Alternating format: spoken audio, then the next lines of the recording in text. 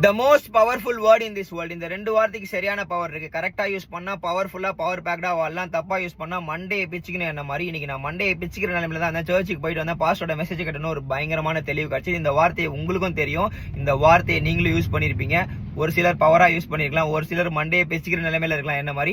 So video ஃபுல்லா கேளுங்க. என்னடா அந்த வார்த்தை அதை சொல்றான்னு தானே கேக்குறீங்க. எஸ் நோங்க. எஸ் சொல்ல வேண்டிய இடத்துக்கு நோ சொல்லிடுவோம், நோ சொல்ல வேண்டிய இடத்துக்கு எஸ் சொல்லிடுவோம். சம்பந்தமே இல்லாம சம்டைம் சொல்லி மாட்டின்னு முழிக்கிறீங்களா? லவ்வா இருக்கட்டும், ஒர்க்கா இருக்கட்டும், ரிலேஷன்ஷிப், வாட் எவர், எந்த ஒரு விஷயத்துலயா இருந்தாலும் சரி, உங்களால முடியும்னா நீங்க எஸ் சொல்லுங்க.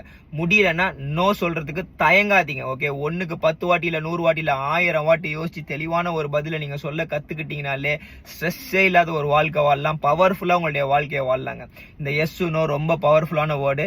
ப்ளீஸ் பார்த்து தெளிவா யூஸ் பண்ண கத்துக்கோங்க. நானும் ஒவ்வொரு வருஷமும் முடிவு பண்ணுவேன், இங்க எஸ் சொல்லலாம், இங்க நோ சொல்லலான்னு. தப்பா எதனா சொல்லி எக்கு தப்பா மாட்டிப்பேன். பட் ஆனா இதுக்கப்புறம் இன்னைக்கு கொஞ்சம் தெளிவு கிடைச்சிருக்கு.